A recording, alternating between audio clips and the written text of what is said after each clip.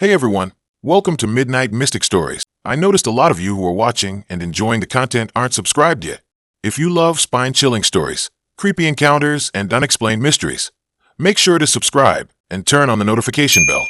It really helps the channel grow and helps us keep bringing more of the content you love. And be sure to comment below where you are tuning in from. Thank you and enjoy the video. Okay, here we go. Hope this one creeps you out good. It all started with a stupid dare. Me and my buddies, Liam and Noah, were hammered at Liam's place after a truly terrible calculus exam. I downloaded Tinder just to mess around, never actually planning on meeting anyone. I was more of a video games and pizza type of guy, not exactly Mr. Casanova. So Liam, being the instigator he always is, dared me to go on a date with the first girl who matched with me that night. Noah chimed in too, promising to buy me a month of unlimited greasy takeout if I went through with it. Free food and bragging rights? I was in. That's how I swiped right on Sarah. She seemed pretty normal, cute, liked hiking. My profile was a total lie, saying I was outdoors at 2, and had a witty bio. We matched instantly. We chatted for a bit that night, nothing crazy. She was funny, asked me about my non-existent hiking adventures, and seemed genuinely interested in getting to know me. We set up a date for the following Saturday at this new coffee shop downtown. I was already regretting the dare by Saturday morning. I was nervous. I'd never been good at this kind of thing. I almost bailed, but the thought of Liam and Noah giving me endless grief and the promise of free pizza pushed me out the door. The coffee shop was packed, but I spotted Sarah immediately. She was even prettier in person, with these huge, bright eyes and a really warm smile. We got our coffees and found a table in the corner. The first hour was actually good. We talked about everything and nothing, laughed a lot, and I even managed to keep up the hiking charade without completely embarrassing myself. Then, she started talking about her art. She was a painter, apparently, specializing in portraits. She described her process, how she tried to capture the essence of a person, their soul, on canvas. I found it oddly captivating. That's when she mentioned her studio. It was outside of town, a converted barn on some family property. She said she invited me to come see her work sometime, maybe next weekend. I hesitated. It felt like a big step and a little secluded, but she seemed so genuinely enthusiastic, and I didn't want to seem like I was backing out or being weird. Plus, I was actually starting to enjoy spending time with her. So, against my better judgment, I said yes. The following Saturday, I drove out to her studio. The directions she gave me were a little vague, and the last few miles were on a dirt road that wound through a dense forest. No cell service, naturally. I started to get that familiar feeling of unease, the one that always told me I was making a terrible decision. I finally found the barn. It was old, weathered, and isolated. The kind of place you see in horror movies, right before things go horribly wrong. Still, I parked the car and walked toward the entrance. The inside was surprisingly well lit and organized. Canvases lined the walls, easels were scattered around, and the air smelled of paint and turpentine. Sarah was there, waiting for me, her smile even brighter than I remembered. She showed me around, explaining her techniques and the inspiration behind her paintings. They were all portraits, mostly of people I didn't recognize.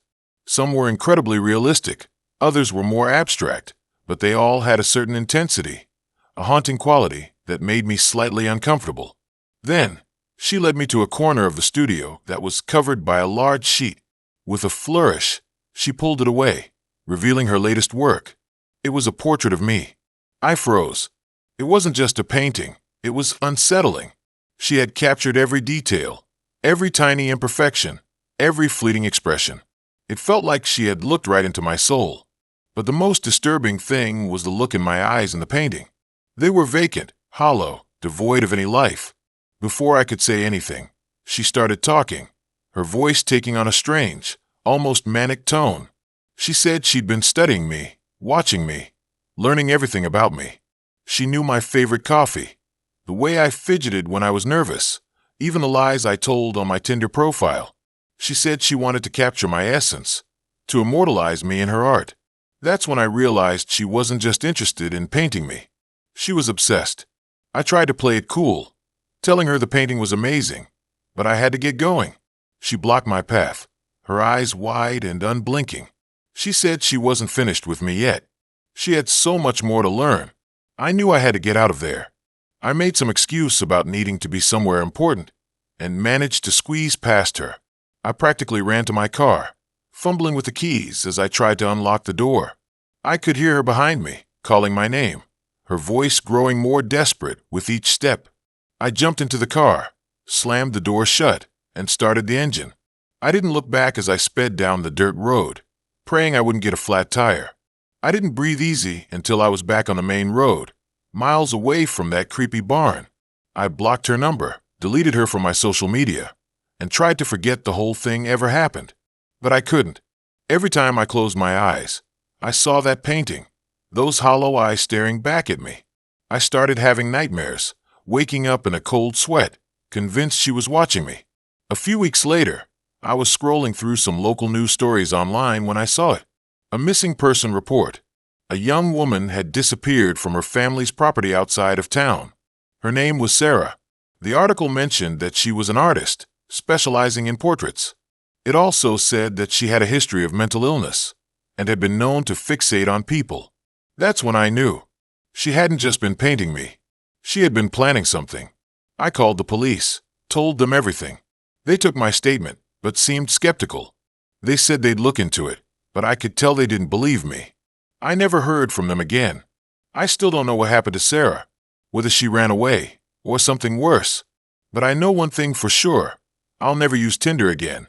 And I'll definitely think twice before accepting a date from a stranger, especially one who wants to paint my portrait. That free pizza wasn't worth it, man. Still gives me chills. Okay, so Tinder. I know. I feel like everyone's got at least one horror story about it, right? But seriously, mine, it still messes with me. And it's not like jump scare horror, more like unsettling. Makes you question reality kind of horror. So, buckle up, 'cause this is a weird one.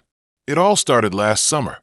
I was bored, freshly single, and my friends kept telling me to get back out there. I live in this kind of sleepy coastal town. Nothing ever really happens here.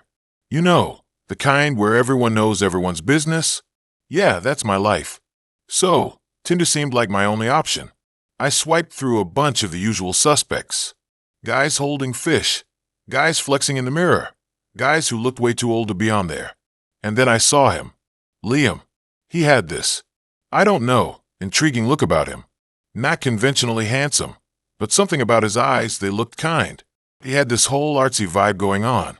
Pictures of him hiking, reading, just looking like a decent human being. His bio was short and sweet. Looking for someone to explore hidden gems with.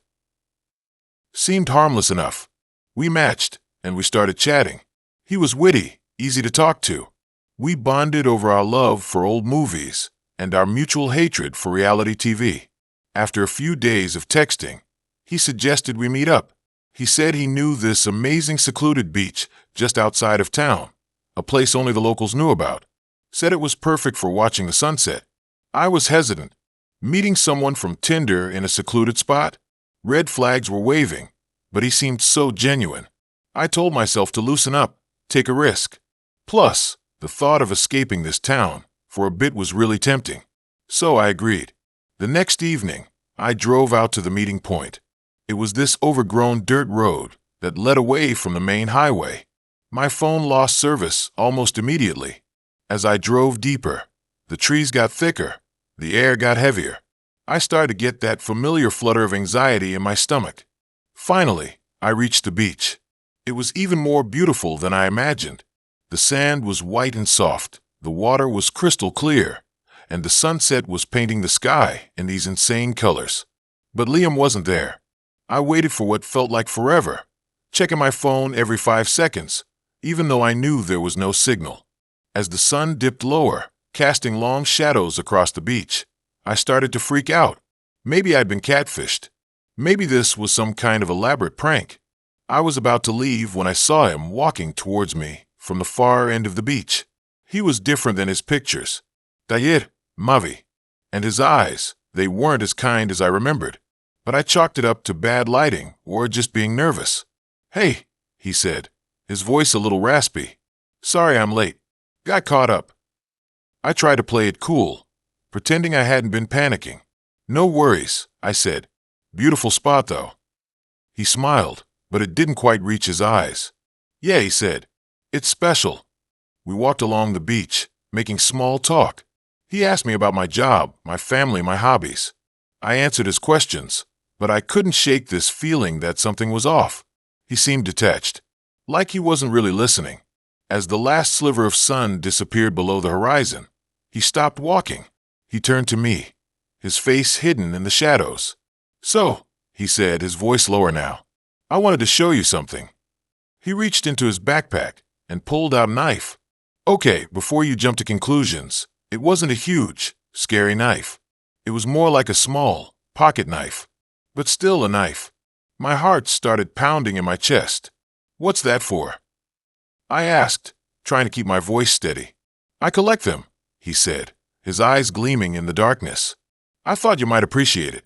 You know, since you're into exploring." He held the knife out to me. I didn't take it. "I'm good," I said, taking a step back. "I'm not really into knives."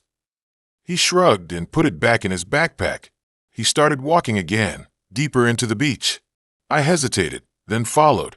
I was starting to think I'd made a huge mistake. We walked for what felt like miles, the only sound the crashing of the waves. The beach got narrower and narrower, until we were walking along a thin strip of sand between the ocean and a steep cliff. Then he stopped again. He pointed to a dark opening in the cliff face. "There's a cave," he said. "It's really cool. Want to check it out?" A cave? In the dark? With this weirdo? Absolutely not. "I don't know," I said. "It's getting late. I should probably head back." "Come on," he said, his voice taking on a sharper edge. "Don't be scared. It's just a cave." He started walking towards the opening. I stood there, frozen, trying to decide what to do. My instincts were screaming at me to run, but I was so far from the parking lot, and the thought of being alone on that beach in the dark was terrifying. I took a deep breath and followed him. The cave was damp and cold. The air was thick with the smell of salt and mildew. Liam pulled out a flashlight and shone it around. The walls were covered in strange formations, like something out of a science fiction movie. "Pretty cool, huh?" he said, his voice echoing in the cavern. I just nodded, trying to keep my breathing under control. We walked deeper into the cave. It twisted and turned, leading us further and further away from the entrance. I started to get disoriented. I had no idea which way was out. Then Liam stopped again. He shone the flashlight on a wall covered in carvings. They looked like symbols. Ancient, unfamiliar symbols. "What are those?" I asked, my voice barely a whisper. He didn't answer. He just stared at the carvings, his eyes glazed over. He looked like he was in a trance. I reached out and touched his arm. "Liam," I said, "are you okay?" He didn't respond. He just stood there, staring at the wall. I started to panic. I didn't know what was going on, but I knew I had to get out of there. I turned and ran. I ran as fast as I could, stumbling through the darkness, trying to find my way back to the entrance. The cave seemed to go on forever. I kept bumping into walls, tripping over rocks. I was sure Liam was chasing me, but I didn't dare look back. Finally, after what felt like an eternity, I saw a faint light in the distance. I ran towards it, tears streaming down my face. I burst out of the cave, gasping for air. The beach was empty. The moon was high in the sky, casting a pale glow over the sand. I ran all the way back to the parking lot, not stopping until I reached my car. I fumbled with the keys, my hands shaking so badly I could barely get them in the ignition. I drove home as fast as I could, locking all the doors and windows when I got there. I didn't sleep that night. I just sat on my couch, staring at the wall, replaying the events of the evening in my head. The next day, I tried to find Liam on Tinder, but his profile was gone, vanished, like he never existed. I went to the police, but they didn't take me seriously. They said I probably just had a bad day. They said there were no records of anyone named Liam living in the area. I tried to find the beach again, but I couldn't. I drove up and down the coast, but I couldn't find the dirt road that led to it. It was like it had disappeared. I've tried to forget about it, to convince myself that it was all a bad dream. But I can't. The memory of that night is seared into my brain. The feeling of unease, the sight of those strange symbols, the look in Liam's eyes. Sometimes, when I'm alone at night, I think I hear him. A faint whisper on the wind, calling my name. And I know, somehow, that he's still out there, waiting. Okay, so, you know how everyone says Tinder is a dumpster fire? Yeah, well, I learned that the hard way. I'm usually pretty good at spotting red flags, like seriously. My friends call me the red flag whisperer. But this guy was like a master of camouflage. He blended in so well with the normal dudes on there that I didn't see it coming. At all. It all started like any other dumb Tinder meet-cute. I was bored one Friday night, scrolling through profiles, judging outfits and questionable facial hair. Then I saw him. Mark. He was normal. Like, perfectly normal. Brown hair, kind eyes. A bio that mentioned hiking and craft beer. He looked like he could be the guy next door. Which, looking back, should have been my first clue. Because who actually is the guy next door these days? We matched. We chatted. The conversation was fine. Just fine. Nothing amazing, nothing terrible. Just the usual getting to know you stuff. What I did for a living, what I like to do on weekends, the standard interrogation. He seemed genuinely interested, which, okay, was a nice change of pace. We decided to meet up for coffee. I picked a place in my neighborhood, a little cafe that was always bustling and full of people. Safety in numbers, right? He showed up on time, dressed casually in jeans and a t-shirt. He looked exactly like his pictures, maybe even a little cuter in person. The coffee date went fine. Again, just fine. We talked about movies, music, travel. He was agreeable, easy to talk to. He listened when I spoke. He made eye contact. All the things you're supposed to do on a first date. But there was just something off. I couldn't put my finger on it. Maybe he was just nervous? He asked me out again. I hesitated. I really hesitated. But I couldn't pinpoint exactly why I was hesitant. He hadn't said anything weird. He hadn't done anything creepy. He was just bland. And maybe I was being unfair. Maybe I was being too picky. So I said yes. This time, he suggested we go for a hike. Okay, that was in his bio. So it made sense. He said he knew a great trail just outside of town, with a view of the whole city. I figured, okay, fresh air, exercise. Maybe this will be a good way to actually get to know him. He picked me up at his car, a beat-up old sedan. It was clean, though. Cleaner than my car, actually. We drove out of town, the scenery changing from concrete and buildings to trees and fields. The trail he picked was pretty secluded. Not a lot of other hikers around. Which, in hindsight, was probably not the smartest choice. The hike was fine. We talked, we walked, we enjoyed the view. He was still agreeable, still easy to talk to. But that feeling of unease was still there, nagging at the back of my mind. We reached the top of the trail. The view spread out before us. It really was beautiful. We sat down on a bench to catch our breath. And that's when things started to get weird. He started talking about his childhood. About how he grew up in a small town. About how he always felt like an outsider. About how he never really fit in. It was all very generic. But the way he was saying it, the intensity in his eyes, it was unsettling. Then he started talking about me. About how I was different from other girls. About how I was special. About how he felt like he could really be himself around me. I started to feel really uncomfortable. I tried to steer the conversation in a different direction. But he kept bringing it back to us, to how perfect we were together. He reached for my hand. I pulled it away. Mark, I said, I don't think this is working. His face changed. The kind eyes disappeared, replaced by something cold and hard. What do you mean? He asked, his voice suddenly flat. I don't think we're a good match, I said, trying to keep my voice steady. He stood up, towering over me. You don't understand, he said. I've been looking for you my whole life. I stood up too, backing away from him. Mark, you're scaring me. He took a step closer.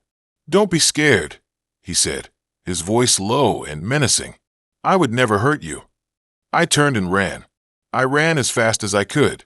down the trail, back towards the parking lot. I could hear him behind me, his footsteps pounding on the ground. I didn't look back. I just kept running. I finally reached the parking lot, gasping for breath. I fumbled for my keys, unlocked my car, and jumped inside. I locked the doors and started the engine.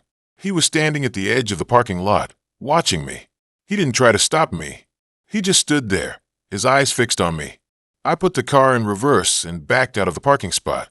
I sped out of the parking lot, back towards town. I didn't stop driving until I was home. I ran inside, locked the door, and didn't come out for the rest of the weekend. I blocked his number. I deleted him from all my social media accounts. I even considered changing my phone number. I never saw him again. But I'll never forget that hike. I'll never forget the look in his eyes. And I'll definitely never trust another guy from Tinder again. It wasn't even the overt craziness. It was the build-up from completely normal to slightly off to downright terrifying that really messed with me. It made me question my own judgment, like maybe I was just imagining things the whole time. It messed with my head. And now, I stick to meeting people through friends. Online dating? Yeah, I'm good. This one still freaks me out to this day. And it all started with a dumb swipe right. So, picture this. Summer break after freshman year of college. I was back in my tiny hometown, bored out of my skull. All my high school friends had either bailed for cooler summer jobs or were already coupled up. I was scrolling through Tinder, mostly just killing time, when I saw him. Liam. He was different. Not like the gym bros or the guys trying way too hard with the artsy selfies. He had this intense look in his eyes in his photos, like he was staring right through the screen. Kinda mysterious, you know? His profile said he was a writer, liked hiking, and was looking for someone to share adventures with. Sounded intriguing, right? I swiped right. We matched almost instantly. He messaged me right away, and we started talking. He was super into books and movies, which I thought was cool. We had a lot in common, at least on the surface. He was a bit older, maybe 24 or 25, and had moved to my town recently to work on a novel. He said he found the quiet atmosphere inspiring. Red flag number 1, maybe? Who moves to Nowheresville, USA to get inspired? I ignored it. I was young and bored, and he was actually interesting. After a few days of texting, he asked me out. He suggested a hike to this old abandoned fire tower a couple of hours away. I hesitated. Meeting someone from Tinder in the middle of nowhere? That felt risky. But he was so persuasive, and I really wanted to get out of the house. Plus, he promised amazing views. I told my mom I was going hiking with a friend, which wasn't exactly a lie. The day of the hike, he picked me up in this beat-up old Jeep. It was kinda charming, I guess. He had a backpack filled with water bottles and snacks, which was thoughtful. The drive was pretty quiet. He kept glancing over at me, and it made me a little uncomfortable. Like he was trying to figure me out. The trail to the fire tower was way more intense than I expected. It was steep and rocky, and the sun was beating down. Liam seemed to have no problem, though. He was practically bounding up the hill. I was sweating like crazy and trying to keep up. We talked a bit, but the conversation felt forced. He kept asking me really personal questions, like about my family and my dreams for the future. It felt way too intense for a first date. As we got closer to the tower, the atmosphere changed. The trees got thicker and the air felt colder.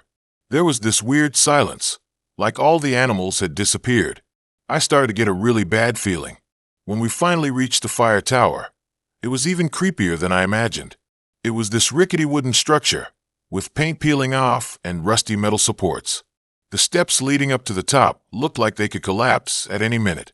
Liam was practically buzzing with excitement. "Isn't this amazing?" he said, his eyes shining. "The view from up there is incredible." I didn't want to go up there. I had this overwhelming sense of dread, but I didn't want to seem like a wimp, so I agreed.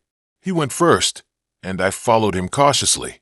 The steps creaked and groaned under our weight. It felt like the whole thing was going to fall apart. The view from the top was okay. You could see the whole valley, but it wasn't as breathtaking as he'd made it out to be. I was too busy being terrified to appreciate it. We stood there for a few minutes, and then he turned to me. He had this strange smile on his face. "I have something to show you." he said.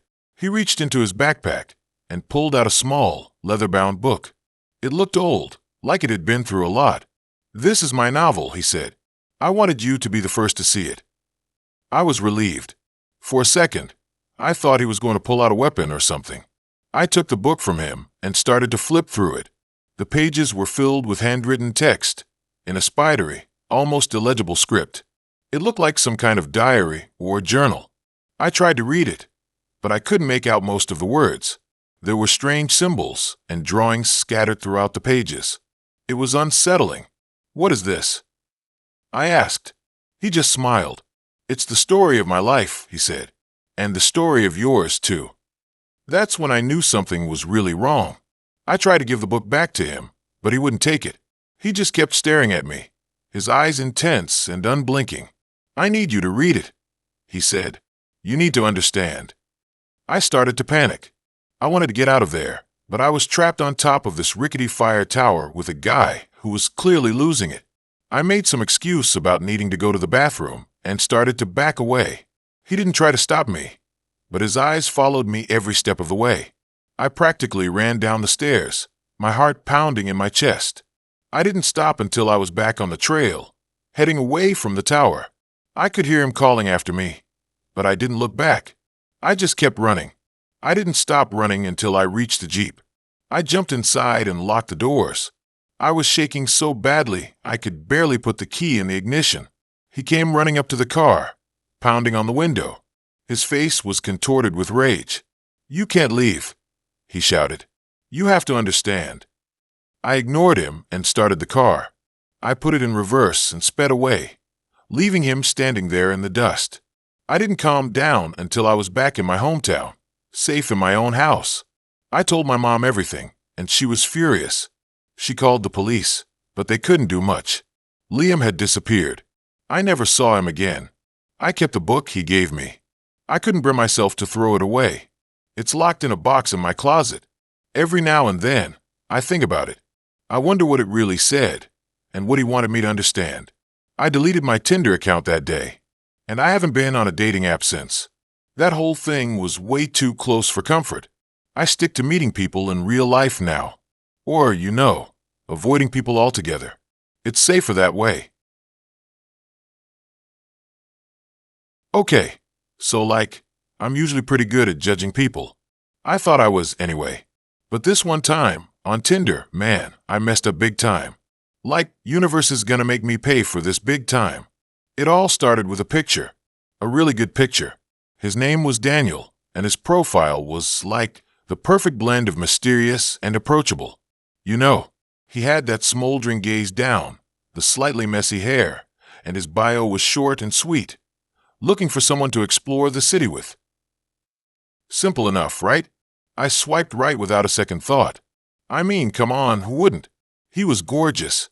We matched almost instantly, and we started chatting. He was witty, charming, and actually seemed interested in getting to know me, not just hooking up. That's what I thought anyway. We talked about everything. Our favorite movies, our dream travel destinations, even that weird recurring dream I have about being chased by giant squirrels. He listened. He laughed. He actually remembered things I told him. So far, so good, right? After a week of nonstop texting, he suggested we meet up. He said he knew this cool, underground art gallery in the city center, somewhere I'd never even heard of. Seemed kinda artsy and different, which is totally my vibe. He even offered to pick me up, which, looking back, should have been my first red flag. I usually meet people in public places first, for safety reasons. But I was so caught up in the excitement of it all, I just threw caution to the wind. Stupid, stupid, stupid. He pulled up in a beat-up old Jeep, the kind that looks like it belongs in a museum. He was even better looking in person. He had these intense blue eyes that seemed to see right through me. We made small talk on the way to the gallery, and he told me about his passion for photography and his dream of traveling the world. He just seemed so genuine. The art gallery was even weirder than I expected. It was tucked away in a dimly lit alley, down a flight of rickety stairs. The walls were covered in these bizarre, abstract paintings, stuff I definitely didn't understand. The air was thick with the smell of incense and something else, something metallic and unsettling. But Daniel seemed to be in his element, pointing out details in the paintings, explaining the artist's visions. I tried to act interested, even though I was starting to feel a little uneasy. After about an hour, the gallery started to empty out. It was getting late. Daniel suggested we grab a bite to eat at this amazing late-night diner he knew, just a few blocks away. I hesitated. I wasn't feeling great about the place, but I didn't want to seem like I was being difficult. So I agreed. Big mistake. The diner was even more deserted than the gallery. It was a classic greasy spoon, with cracked vinyl booths and flickering fluorescent lights. The only other people there were a couple of truckers and a lone guy nursing a cup of coffee in the corner. The waitress looked like she hadn't smiled in years. The whole atmosphere was just off. We ordered burgers and fries, and Daniel started telling me about his project. He said he was working on a series of photographs that explored the darker side of human nature. He talked about capturing the raw emotions of fear, anger, and despair. He became increasingly animated as he spoke, his eyes gleaming with an unsettling intensity. He then excused himself to go to the bathroom. He was gone for a while. When he got back, he was even more agitated than before. He started asking me really personal questions, probing into my deepest insecurities and fears. He wanted to know about the things that kept me up at night, the things I was most ashamed of. I started to feel like I was being interrogated. I tried to change the subject, but he kept pushing. He said he needed to understand my inner darkness for his project. I felt trapped and increasingly terrified. My gut was screaming at me to get out of there, but I didn't know how. I was starting to get the feeling I wasn't talking to the same person I had met in Tinder. That's when things took a turn for the worse. He reached across the table and grabbed my hand, his grip surprisingly strong. He looked me straight in the eyes and said, "I want to show you something." He stood up and motioned for me to follow him. I didn't want to go, but I was too scared to resist. He led me out of the diner and down a dark alley, even darker than the one the art gallery was in. My heart was pounding in my chest. I had a really bad feeling about this. He stopped in front of a nondescript building with boarded-up windows. He pulled out a key and unlocked the door. I recoiled. "What is this place?" I asked, my voice trembling. He just smirked and said, "You'll see." He pushed the door open and ushered me inside. The air inside was thick with the smell of dust and decay. It was pitch black. He fumbled for a light switch and flicked it on. What I saw next will forever be burned into my memory. The room was filled with photographs, hundreds of them, and they were all of women. Women who looked terrified, women who looked vulnerable, women who looked dead. Some of the pictures were disturbing, really disturbing. I gasped and stumbled backward, knocking over a stack of photographs. Daniel lunged at me, his eyes wild with excitement. "Don't touch those," he screamed. I turned and ran, my heart pounding in my ears. I didn't know where I was going. I just needed to get away. I could hear Daniel chasing after me, his footsteps echoing in the darkness. I stumbled out of the building and into the alley, desperately searching for a way out. I spotted a fire escape ladder and scrambled up it, ignoring the rusty metal scraping against my skin. I climbed as fast as I could, my hands shaking. I reached the top of the fire escape and found myself on the roof of the building. I looked down and saw Daniel standing in the alley below, staring up at me. His face was contorted with rage. "You can't escape me," he yelled. "I'm going to find you." I didn't wait to find out if he could. I jumped from the roof onto the roof of the next building, and then the next, and the next. I ran across the rooftops until I reached a busy street. I ran until I couldn't run anymore, until I was completely out of breath and collapsing onto a park bench. I called a cab and went straight home, locking all the doors and windows. I didn't sleep a wink that night. I spent the whole night shaking. I deleted my Tinder account the next day. I reported Daniel to the police, but they said there wasn't much they could do without more evidence. I still think about him sometimes. I still see his face in my nightmares. I know he's still out there, somewhere, and that's the scariest part of all. Honestly, I'm still pretty shaken by the whole thing. You think you know someone from their profile, from their texts, but you really don't. This guy was a complete psychopath, hiding behind a charming smile and a carefully crafted online persona. I was so stupid to fall for it. I really thought he was different. I'm just glad I got out of there alive. Now, before I even think about meeting someone from an app, I video call them, and I check out their social media. I run a background check on them. I do everything. You just can't be too careful. So, yeah, that's my Tinder horror story. Learn from my mistakes, kids. The internet is a scary place. So, I'm not usually one to spill my guts online, but this Tinder thing? It's still messing with my head months later. Honestly, I'm just hoping writing it all down will finally get it out of my system. You know, exorcise the demons, Tinder style. I swear, I'm off dating apps for good after this. It all started last summer. I was bored, freshly single, and everyone was raving about Tinder. Seemed harmless enough, right?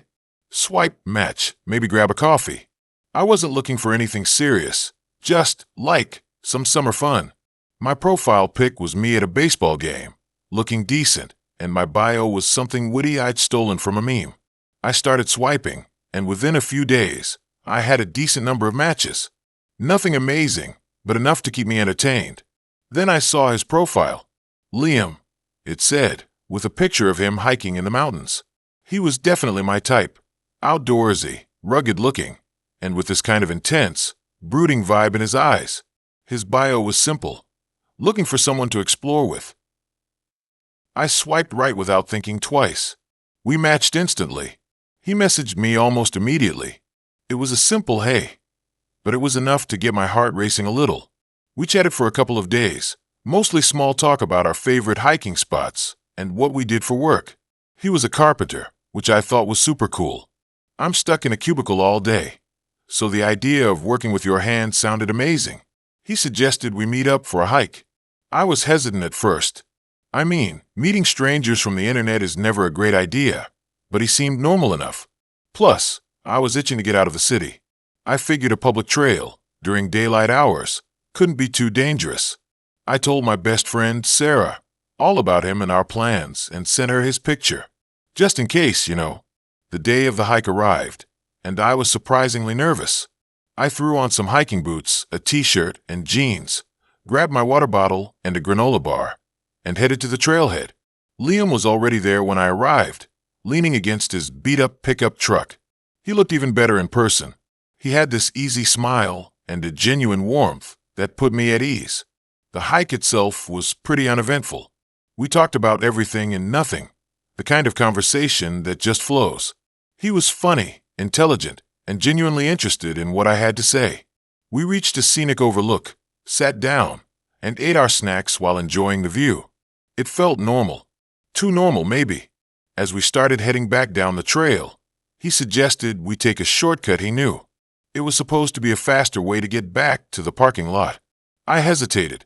It sounded a little sketchy, but I trusted him, stupidly. I mean, we had been talking for hours, and he seemed like a decent guy.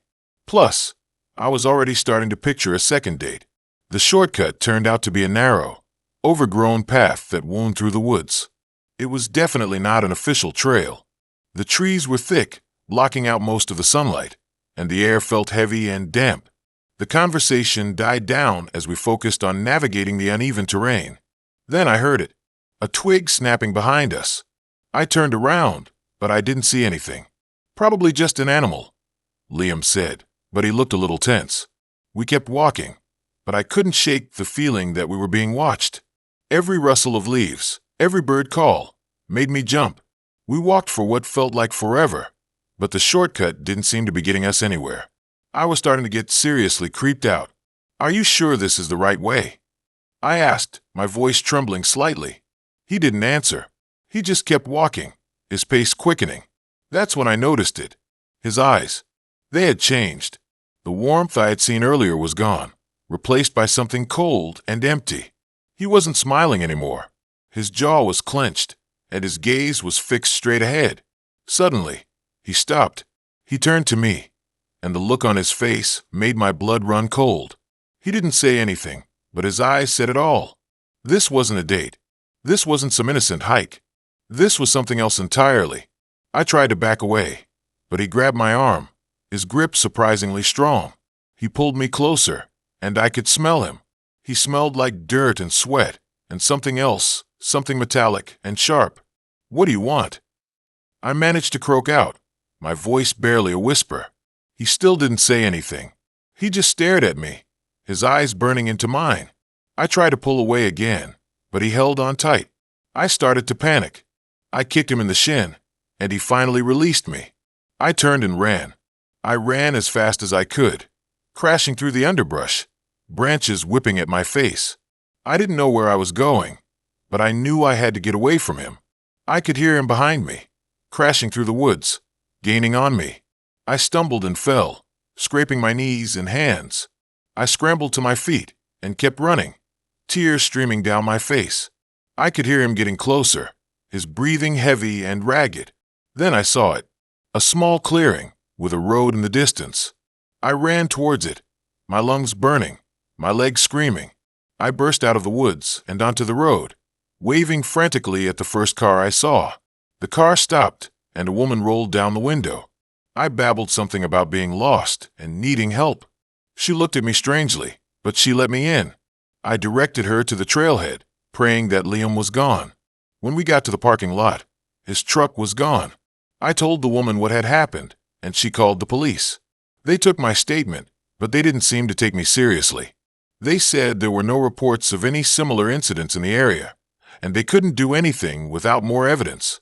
I went home, showered, and tried to scrub the experience off my skin, but I couldn't. The feeling of his grip on my arm, the look in his eyes, the smell of him, it was all burned into my memory. I never heard from Liam again. The police closed the case after a few weeks, citing lack of evidence. I deleted my Tinder profile and vowed never to use a dating app again. To this day, I still have nightmares about that hike. I see his face in my dreams, hear his footsteps behind me. I avoid hiking trails, and I jump at every sudden noise. I don't know what Liam wanted, or what he would have done if I hadn't escaped. I don't think I ever will. But I do know one thing. Some people aren't who they appear to be online. And sometimes, a simple swipe can lead you down a path you never wanted to take. So yeah, I'm done with that. Let me tell you about this thing that happened to me last summer. Seriously, I'm still messed up about it. It all started pretty normally, I guess. I was bored, it was hot, and all my friends were either away on vacation with their families or just holed up in their rooms playing video games. I downloaded Tinder, figuring why not. I wasn't really looking for anything serious, just someone to hang out with, maybe catch a movie, you know. I swiped through a bunch of profiles, the usual mix of gym selfies, guys holding fish they'd caught, why is that a thing? And profiles that were clearly just fake. Then I saw Liam. He was cute, not like supermodel material, but definitely my type. Brown hair, kind eyes, and he seemed normal from what he wrote. He said he was into hiking and old movies. I was like, okay, cool, someone who doesn't just want to talk about cars and video games. I swiped right. We matched, obviously. He messaged me pretty quickly, just a simple hey. Nothing creepy. We started chatting, and he seemed really nice, easy to talk to. We messaged back and forth for a couple of days, just getting to know each other. He asked about my interests, told me about his job. He was a barista at a coffee shop downtown, and we bonded over our shared love for old horror flicks. It was all pretty standard Tinder stuff, nothing that set off any alarm bells. After a week, he suggested we meet up. He suggested a small cafe near the park. Public place, daytime, felt safe. I said yes. The day of the date, I was actually kind of excited. I picked out a cute top, spent way too long trying to do my hair. The whole deal. I met him outside the cafe, and he was even cuter in person. He had this dorky smile, and he was wearing this band t-shirt that I actually recognized. We got coffee and sat at a table outside, just talking. He was even more laid back and funny in person. We talked about everything, from our families to our favorite music. He even told me this embarrassing story about how he once accidentally walked into the women's restroom at his work. I laughed so hard I almost snorted. The date lasted for like 3 hours. It was the best first date I'd ever had. When it was time to leave, he walked me to my car. He gave me a hug, and it felt nice. Like, not just a friendly hug, but a real one. He said he had a great time, and asked if I wanted to hang out again. I said yes, obviously. We went out a few more times over the next couple of weeks. We went to the movies, went for hikes in the woods, and even just hung out at my place, watching movies and eating pizza. Things were going really well. I was actually starting to think, okay, maybe this could be something real. Then things started to get weird. It started small. He would text me at really odd hours, like 3 or 4 in the morning. I'd wake up to these rambling messages about how he couldn't sleep and how he was thinking about me. I didn't really think much of it at first. I figured he was just a night owl or something.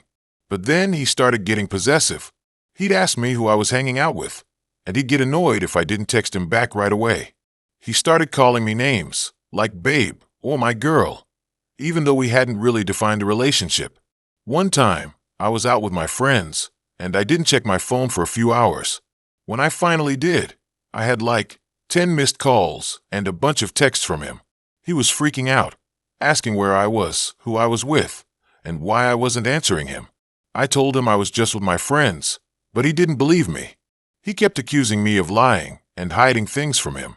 It was exhausting. I tried to talk to him about it, but he wouldn't listen. He just kept saying that he was worried about me and that he didn't want to lose me. It was like, dude, we've only been dating for a month. Then things escalated. One night, I was at home, watching TV. I heard a knock on the door. I wasn't expecting anyone, so I was a little freaked out. I went to the door and looked through the window. It was Liam. I didn't want to open the door. I was starting to get really scared of him. But he kept knocking, and he was getting louder and louder.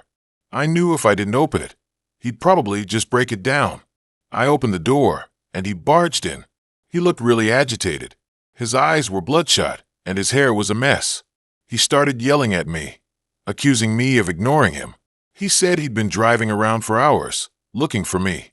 I told him to leave, but he wouldn't. He grabbed my arm, and he wouldn't let go. He started saying all this crazy stuff about how we were meant to be together and how I was his soulmate. It was like something out of a movie. I managed to pull away from him and ran into my bedroom. I locked the door and called the police. He started banging on the door, yelling and screaming. It was the most terrifying moment of my life. The police arrived pretty quickly. They arrested Liam, and he was taken away. I gave a statement, and they told me to get a restraining order. I did. I haven't seen or heard from him since, but I still think about it sometimes. It really messed me up. I deleted Tinder that night, and honestly, I'm still too scared to go back on any dating apps. It's like, how can you ever really know someone, even after you've met them in person? It's a scary thought. He seemed so normal, so sweet, so perfect at first, and then he just snapped. I'm probably never going to trust anyone I meet online again, which sucks because meeting people in real life is even harder, you know. But I'd rather be lonely than end up in another situation like that. Seriously. Okay, so, you know how everyone says Tinder is a cesspool? I always thought they were exaggerating. Like, yeah, there's probably some weirdos, but that's true of anywhere, right? I was so wrong. So wrong. This whole thing started last summer, and honestly, I still get chills thinking about it. I needed a summer job, and my mom's friend offered me one at her bookstore. It was chill, mostly just shelving books and dealing with the occasional eccentric customer. I was bored out of my mind, but hey, it paid. That's when I decided to download Tinder. What could go wrong? It was mostly the same old story. Bad pickup lines, guys flexing in gym selfies, the usual. Then I matched with Daniel. He was different. Not in a bad way at first. He had this artistic vibe. Pictures of him painting landscapes, visiting museums. He was cute, too, with messy brown hair and these really intense green eyes. We started chatting, and it turned out we had a ton in common. He loved old movies, obscure books, the kind of stuff most guys my age didn't even know existed. We talked for a couple weeks, and he seemed genuinely interested in getting to know me. It wasn't just the usual, hey, what's up kind of stuff. He asked about my dreams, my fears, my favorite book as a kid. I was actually starting to get excited about meeting him. So, we made plans to go for a hike at this trail near my town. It was a bit out of the way, but he said it had an amazing view. I didn't think much of it at the time. The day of the hike, He picked me up in this beat-up old Jeep. It was kind of charming, in a rugged kind of way. He was even more attractive in person, more intense. We started driving, making small talk, and everything seemed normal. The trail was pretty deserted, which I should have seen as a red flag, but I was too caught up in trying to make a good impression. As we hiked deeper into the woods, the trail started to get steeper and more overgrown. It was a pretty challenging hike, but the scenery was beautiful. We got to a point where you can see the whole town. We were getting close, Daniel said, and that the view was worth it. We continued on, and I was beginning to think if the view was really worth it. Then he started acting weird. He got quieter, more withdrawn. He kept glancing around, like he was expecting someone to jump out from behind the trees. I asked him if he was okay, and he just mumbled something about being tired. We finally reached the amazing view, which, honestly, wasn't that amazing. It was okay, but definitely not worth the trek. I turned to say something to Daniel, and that's when I noticed the look on his face. It was completely blank, devoid of any emotion. His eyes were wide, almost like he was in a trance. Before I could say anything, he grabbed my arm, really hard. It hurt. "We need to go," he said, his voice flat and robotic. Now, I was freaked out. I tried to pull away, but he wouldn't let go. His grip was like iron. "Daniel, what's going on?" I asked, my voice trembling. He didn't answer. He just started dragging me back down the trail, moving faster than I thought possible. I was stumbling, trying to keep up, but he was relentless. I tried to ask him again what was going on, but he just ignored me. We kept going for what felt like forever, deeper and deeper into the woods. I started to panic. My heart was pounding in my chest, and I couldn't breathe. Finally, we reached a clearing. In the middle of the clearing was a small, dilapidated cabin. It looked like it had been abandoned for years. Daniel stopped in front of the cabin, still holding my arm.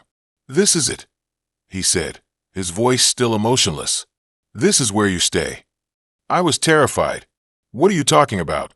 "Where I stay. I'm going home, Daniel." He didn't answer. He just started pulling me towards the cabin. I resisted, pulling with all my might. I somehow managed to get free, and I started running. I ran as fast as I could, back the way we came. I could hear him behind me, still running, still silent. I didn't dare look back. I just kept going, my lungs burning, my legs aching. I eventually made it back to the main trail, and I ran until I saw a road. I flagged down a passing car, and the driver was kind enough to let me use their phone to call the police. They took me to the station, and I told them everything that happened. They took it seriously, but they seemed skeptical. They said there were no reports of any abandoned cabins in that area, and they couldn't find any sign of Daniel. They did find his Tinder profile, but it was gone, vanished, like he never existed.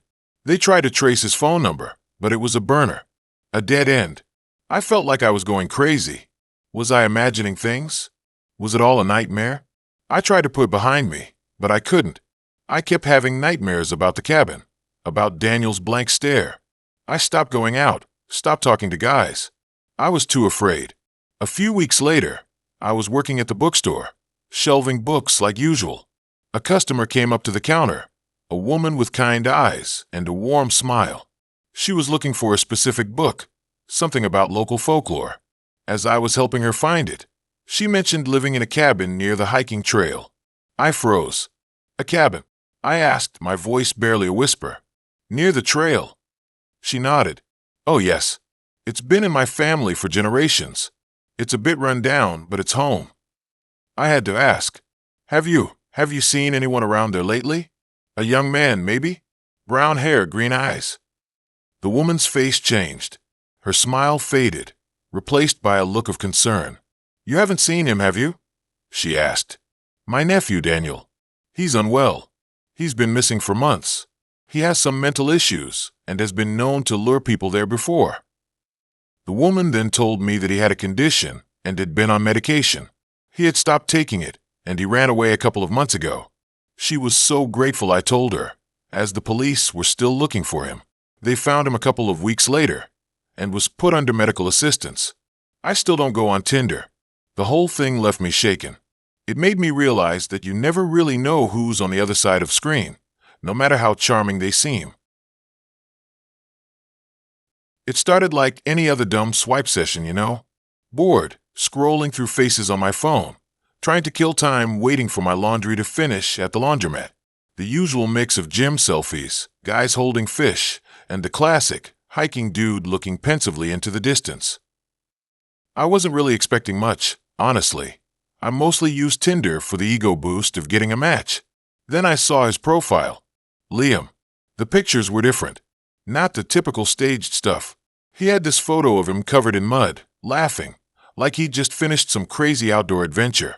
Another one showed him carving wood, his hands calloused and strong. He looked rugged, genuine, and honestly, kinda hot. I swiped right without thinking. We matched instantly. I figured it was a fluke, but he messaged me almost right away. His texts were witty, charming, and surprisingly, not creepy.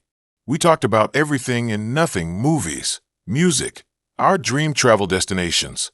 He mentioned he lived in a cabin in the woods, just outside of town. Said he worked as a carpenter, building custom furniture. It sounded idyllic, the kind of life I secretly craved, escaping the endless cycle of work and takeout. After a week of texting, he suggested we meet up. He proposed a picnic at a lake near his place. It felt a little off the grid, but I told myself I was being paranoid. I told my best friend Sarah about it just in case. Made her promise to check in on me later that day. The day of the picnic was beautiful. Sunny, clear skies, perfect. As I drove towards the address Liam had given me, the road got narrower and more winding. The houses thinned out, replaced by thick forests. My phone's signal started to fade. Okay, maybe this was a little too off the grid. I finally found the turnoff Liam had described, a barely visible dirt track leading into the woods. My beat-up Honda Civic groaned in protest as I bumped along the uneven surface. After what felt like forever, I reached a clearing, and there it was, a small, sparkling lake, surrounded by towering trees. Liam was already there, a checkered blanket spread out on the grass, a wicker basket beside him. He looked even better in person, tall, with piercing blue eyes and a warm smile. He helped me out of the car, and I instantly felt a little more at ease. We spent the next few hours talking, laughing, and eating the sandwiches he had packed. He was funny, intelligent, and surprisingly down to earth. He told me stories about his woodworking, about the wildlife he saw around his cabin, about his dreams of building his own sustainable home. As the sun began to dip below the trees, casting long shadows across the lake, I felt a strange sense of contentment. This was nice. Too nice, maybe. He offered to show me his cabin before I left. I hesitated for a second, a tiny voice in the back of my head whispering a warning, but I ignored it. I reasoned that I had told Sarah where I was going, and I could always call her if I felt uncomfortable. The cabin was a short walk from the lake, nestled deep in the woods. It was even more charming than I had imagined. Small, but cozy, with a wood-burning stove and handmade furniture. The air smelled of pine and wood shavings. He gave me a tour, pointing out the intricate details of his creations. He showed me his workshop, filled with tools and half-finished projects. It was clear he was passionate about his craft. As it got darker, he lit some candles, casting a warm, flickering glow over the room. He offered me a glass of wine, and I accepted. We sat on the porch, talking in hushed tones, listening to the sounds of the forest. That's when things started to feel off. He started asking me personal questions, really personal, about my past relationships, my fears, my deepest insecurities. The questions were probing, intense, making me increasingly uncomfortable. I tried to change the subject, but he kept bringing it back, his eyes fixed on me with unnerving intensity. He started talking about how hard it was to find someone who truly understood him, someone who appreciated his unique way of life. He said he felt a connection with me, a connection he had never felt with anyone else. Then he reached out and took my hand. His grip was surprisingly strong, almost painful. I tried to pull away, but he held on tight. "You're special," he whispered, his voice low and husky. I knew at the moment I saw your profile. I was starting to freak out. I stood up abruptly, knocking over my glass of wine. "I should probably get going," I stammered. "It's getting late." He didn't move. He just stared at me, his eyes unblinking. "Why are you leaving?" he asked, his voice flat. "I thought we were connecting." I backed away slowly, my heart pounding in my chest. I just need to go," I said. "It was nice meeting you." I turned and ran, stumbling through the darkness towards my car. I could hear him behind me, his footsteps muffled by the leaves. I fumbled with my keys, my hands shaking so badly I could barely get them into the lock. Finally, I managed to unlock the door and jump inside. I started the engine and peeled out of the clearing, my tires spitting gravel. I didn't stop driving until I reached the main road, until I had a cell phone signal again. I called Sarah, my voice trembling as I told her what had happened. She told me to come over to her place, that she would stay up with me all night. I never went back to that lake. I never heard from Liam again. I deleted my Tinder profile and swore off online dating for good. For weeks, I couldn't sleep. I kept seeing his face in my dreams, his eyes boring into me, his voice whispering in my ear. I was terrified he would find me, that he would come after me. Eventually, the fear subsided, but it never completely went away. I still think about him sometimes, about the charming, rugged carpenter who turned out to be something else entirely. I still drive past the turnoff sometimes, the one that leads into the woods. And every time I do, I get this cold, creeping feeling. A reminder that you never really know who's hiding behind those carefully curated profiles, behind those witty texts and charming smiles. A reminder that sometimes, the things that seem too good to be true probably are. It's a reminder to trust your gut, even when it's telling you something you don't want to hear. It's a reminder that sometimes, the most dangerous monsters are the ones who look the most normal. The stupid notification pinged at 3 a.m. Seriously, who's on Tinder at 3 a.m.? Probably someone as bored and lonely as me, I guess. I almost ignored it, rolled over, and tried to get back to sleep. My apartment was freezing, the kind of damp cold that settles into your bones, and the thought of getting tangled in another pointless conversation felt like too much effort. But some dumb impulse, made me grab my phone. It was a match. A guy named Daniel. His profile pic was just him smiling, kind of blurry, but he looked normal. Which, let's be honest, is a high bar on Tinder. I swiped through his other photos. He was outdoorsy, hiking in the mountains, standing next to a lake, holding a fish way bigger than anything I'd ever caught. He seemed genuine. I messaged him something lame like, "Hey, how's it going?" Expecting nothing, he replied instantly. We ended up talking for hours, that first night. We had a bunch of things in common, actually. We both loved old movies, hated reality TV, and were obsessed with finding the perfect pizza place in town. He seemed genuinely interested in what I had to say, asking questions, actually listening. It was refreshing. Over the next couple of weeks, we texted constantly. He made me laugh. He was smart, and he didn't come across as some creeper trying to get into my pants after 5 minutes. He worked as a graphic designer, which I thought was cool. He talked about his family, his friends, his passion for rock climbing. He was real. So, naturally, I agreed to meet him. We planned to grab coffee at this little cafe downtown, near my work. I was nervous as hell. I spent like an hour trying to figure out what to wear, eventually settling on jeans and a hoodie, trying to look casual, but still like I'd put in some effort. I got to the cafe early and snagged a table by the window. I watched people walk by, trying to calm my racing heart. He was exactly on time. He was different than his pictures. Taller, for one thing, and thinner. His face was angular, almost sharp, and his eyes were intense. Not in a bad way, exactly, but definitely more intense than they'd seemed online. We ordered coffee, and the conversation started awkwardly, filled with the usual first date small talk. But after a few minutes, we loosened up. He was just as funny and engaging in person as he was online. We talked about everything and nothing, and before I knew it, 2 hours had flown by. The date went well, really well. We made plans to see a movie the following week. That's when things started to get weird. It started subtly. He'd text me at odd hours, asking what I was doing, who I was with. He'd call me just to say he was thinking about me. It was sweet at first, but then it became constant. I started to feel suffocated. Then came the gifts.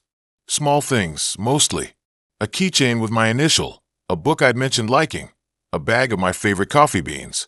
But they showed up at my apartment, even when I hadn't given him my address. He said he'd looked it up. I felt uneasy. One night, I was walking home from work, and I saw him, across the street, just standing there, watching me.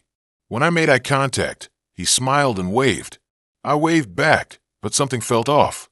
He was always there. I tried to talk to him about it, to tell him I needed some space. But he'd get this hurt look on his face, and he'd say things like, "I just care about you so much," and "I don't want anything to happen to you." It was like he couldn't understand that his behavior was making me uncomfortable. I started avoiding him. I stopped answering his calls. I made excuses not to see him. But he wouldn't leave me alone. He'd show up at my work, pretending it was a coincidence. He'd wait outside my apartment building, saying he just wanted to make sure I got home safe. One day, I found a note on my car. It was just one sentence. "I know what you did." I freaked out. I had no idea what he was talking about. I hadn't done anything. But the note was enough. I knew I had to do something. I went to the police. They took my statement, but they said there wasn't much they could do. He hadn't technically threatened me. He hadn't physically harmed me. They told me to get a restraining order. I did. It didn't stop him. He started leaving things on my doorstep. Not gifts this time. Creepy things. A single dead flower. A photograph of my apartment building with a circle drawn around my window. A torn piece of paper with the words, "I'm watching you," written on it. I was terrified. I started having nightmares. I couldn't sleep. I couldn't eat. I couldn't function. I was constantly looking over my shoulder, wondering when he was going to show up. One night, I woke up to a noise. A scratching sound, coming from my window. I froze. My heart was pounding in my chest. I slowly reached for my phone, my hand shaking. I dialed 911. The scratching stopped. I waited, holding my breath, listening. Then I heard it. A voice, whispering, "I just want to protect you." I screamed. The police arrived within minutes. They searched my apartment, but he was gone. They found nothing. They increased patrols in my area, but they couldn't guarantee my safety. I knew I had to get out. I packed a bag and drove to my sister's house, a few hours away. I didn't tell anyone where I was going, not even my closest friends. I just needed to disappear. I stayed with my sister for a few weeks, trying to recover. I went to therapy. I tried to process what had happened, but the fear was still there, lurking beneath the surface. Eventually, I went back to my apartment. I changed the locks. I installed a security system. I tried to reclaim my life, but I never felt safe again. I still see him sometimes, in my dreams, in the shadows, in the faces of strangers, and I still wonder what I did to make him so obsessed with me. I still think about how easily a seemingly normal person can turn into something so terrifying. It's been a long time since it happened, and I still get nightmares.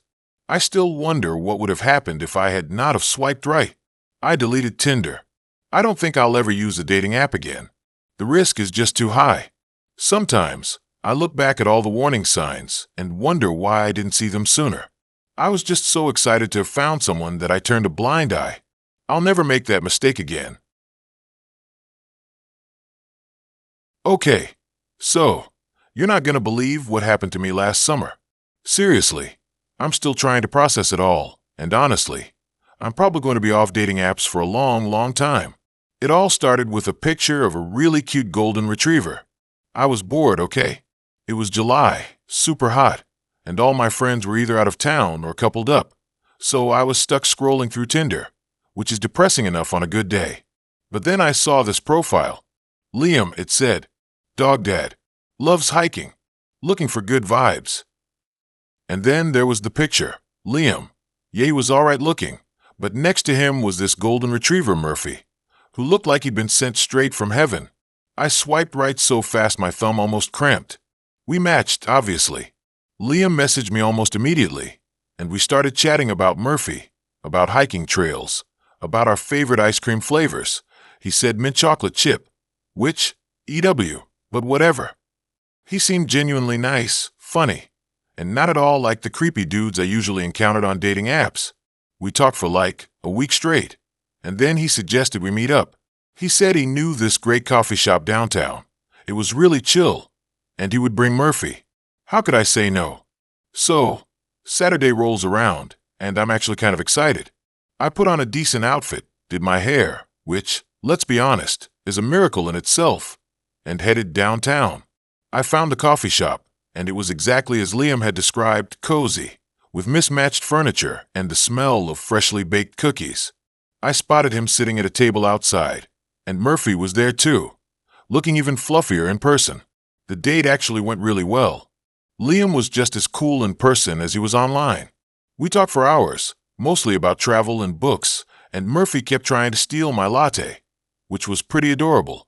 I was actually starting to think, wow, maybe I've finally found a decent guy on Tinder. That's when things started to get weird.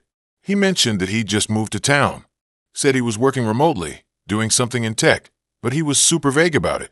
He said he was renting a place out in the woods, near this old state park. It sounded idyllic, really quiet and peaceful. I thought it was really cool because I love nature. As the sun was starting to set, he suggested we go for a walk in the park, with Murphy of course. He said there was this amazing viewpoint he wanted to show me. I hesitated for a second. It was getting dark, and going into the woods with a guy I just met. I don't know. It felt a little risky, but he was so enthusiastic, and Murphy was giving me those puppy dog eyes. So I caved. Okay, I said, but just for a little bit. We drove out to the park, and it was definitely secluded. The sun had almost completely disappeared, and the woods were getting really dark and spooky. Liam led the way down this narrow trail, and Murphy trotted happily ahead of us, sniffing at everything. We walked for maybe 15 minutes, and the deeper we got into the woods, the more uneasy I felt. It was getting really quiet, and the only light was coming from the moon filtering through the trees. Almost there, Liam said, smiling, but his smile looked different in the darkness, kind of predatory. Then he stopped in a clearing. There was no viewpoint, just a bunch of trees and a really old, creepy-looking cabin in the distance. I felt the hairs on the back of my neck stand up. "What's this?" I asked, trying to keep my voice steady. "Oh, this is just where I'm staying," he said, like it was the most normal thing in the world. "Come on, let's go inside. I'll show you around." I froze. "No way," I said. "I'm not going in there." He chuckled, and it wasn't a friendly chuckle. "Don't be silly," he said, stepping closer to me. "I just want to show you something." I took a step back. "Liam, I'm serious. I'm leaving." He grabbed my arm. "You're not going anywhere," he said, his voice suddenly hard. That's when I panicked. I yanked my arm away from him, and he didn't fight me. He just stood there, watching me with this intense, unsettling look in his eyes. I turned and ran, as fast as I could, back down the trail, towards the car. I could hear Liam behind me, calling my name, but I didn't stop. Murphy barked a few times, but he didn't follow. I reached the car, fumbled with the keys, and practically threw myself inside. I locked the doors and started the engine, my hands shaking so badly I could barely see straight. I peeled out of the parking lot and didn't stop driving until I was back in town, safe and sound in my apartment. I didn't sleep at all that night. Every time I closed my eyes, I saw Liam's face, that weird cabin, and felt the fear all over again.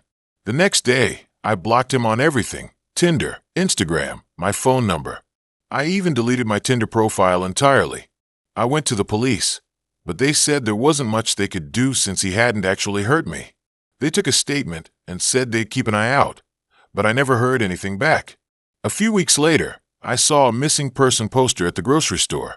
It was a picture of a young woman, and the caption said she had last been seen hiking in the state park. The park where Liam lived. The park with the creepy cabin. I don't know if Liam had anything to do with it, and I honestly don't want to know.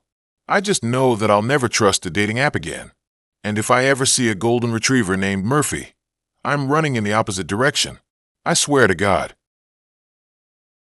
See, my friends and I were bored one Saturday night, drowning in cheap pizza and even cheaper beer. Someone, I think it was Sarah, suggested we all download Tinder, purely for the laughs. I was the only single one in the group, so they were all practically drooling at the idea of living vicariously through my potential dating life. I reluctantly agreed. I mean, what could go wrong? Famous last words, right? My profile was basic. A couple of photos of me looking relatively normal, a witty bio about loving dogs and hating mornings, and boom, I was officially swimming in the digital dating pool. Most of the guys were meh. Predictable gym selfies, generic pickup lines, the usual. But then I saw him. Liam. His photos were different. Not staged or filtered to oblivion. He looked real. He had this kind smile and warm eyes that seemed to crinkle at the corners, even in a photo. His bio was short but intriguing. Explorer at heart, always searching for the next adventure. Okay, cheesy I know, but it worked on me. I swiped right, half expecting nothing to come of it. But then, match. We started chatting, and it was surprisingly easy. He wasn't pushy or weird. We talked about everything. Our favorite movies, dream travel destinations, even our embarrassing childhood stories. He seemed genuinely interested in getting to know me, which was a refreshing change from the usual "hey, you up?" messages. After a week of nonstop texting, he suggested we meet up. He proposed a hike in the nearby Redwood National Park. I hesitated. Meeting someone from Tinder in the middle of nowhere felt a little risky, but he reassured me that he knew the trails well and that we could stick to the popular routes. Plus, the thought of spending a sunny afternoon surrounded by those giant trees was too tempting to resist. So I agreed. The day of the hike dawned bright and clear. I threw on my hiking boots, grabbed a backpack with water and snacks, and drove out to the park. I met Liam at the trailhead, and he was even more handsome in person. He had this easygoing charm and an infectious laugh that immediately put me at ease. The hike started off great. We chatted and laughed as we walked deeper into the forest. The redwoods were breathtaking, their towering trunks reaching towards the sky, filtering the sunlight into dappled patterns on the forest floor. It felt like stepping into another world. After about an hour, Liam suggested we venture off the main trail onto a less traveled path. He said it led to a hidden waterfall that was absolutely stunning. I was hesitant again, but he insisted it was safe and that it wasn't too far. My adventurous side took over, and I agreed. That's when things started to get weird. The path narrowed, becoming overgrown with dense vegetation. The air grew colder, and the sunlight struggled to penetrate the thick canopy. The sound of the wind whistling through the trees turned into an eerie, almost mournful howl. I started to feel uneasy. I voiced my concerns to Liam, but he just brushed them off, saying it was just the natural ambience of the forest. He kept urging me forward, his pace quickening. As we walked further, I noticed that he seemed to be getting different. His smile seemed strained, his eyes colder. He stopped making conversation, and the only sound was the crunch of our boots on the fallen leaves. Then I saw it, a small, dilapidated cabin hidden deep in the woods. It looked abandoned, its windows boarded up, its paint peeling. A sense of dread washed over me. I stopped walking. "Liam, what is this?" I asked, my voice trembling. He turned to me, his expression unreadable. "This is where the adventure begins," he said, his voice low and husky. Before I could react, he grabbed my arm and pulled me towards the cabin. I tried to pull away, but his grip was surprisingly strong. He practically dragged me to the front door, which creaked open with a horrifying groan. The inside of the cabin was even worse than I imagined. It was dark, dusty, and smelled of mildew and decay. Cobwebs hung from the ceiling, and the air was thick with a heavy, oppressive silence. Liam pushed me inside, and I stumbled into the room. I looked around, my heart pounding in my chest. "Liam, what's going on? Why are we here?" I demanded. He didn't answer. He just stared at me, a strange glint in his eyes. He reached into his backpack and pulled out rope. That's when I knew I was in serious trouble. I screamed and tried to run, but he tackled me to the ground. I struggled and fought, but he was too strong. He tied my hands and feet, gagging me with a dirty rag. I was terrified. He left me there, bound and helpless, in the middle of that creepy cabin. I lay there for what felt like hours, listening to the sounds of the forest, wondering what he was going to do. Eventually, I heard him return. He carried something with him, but I couldn't see what it was. He knelt beside me, his face inches from mine. He whispered something in my ear, but I couldn't understand what he said. Then he stood up and walked away. I lay there, paralyzed with fear, waiting for the end. But then I heard it. A faint sound in the distance. A dog barking. Hope surged through me. I started to struggle against my bonds, trying to make noise, trying to attract attention. The dog barked again, closer this time. And then I heard voices. People yelling. Liam panicked. He ran out of the cabin, disappearing into the woods. A few moments later, the door burst open, and I saw them. Park rangers. They rushed to me, untied me, and helped me out of the cabin. I was shaking and crying, but I was safe.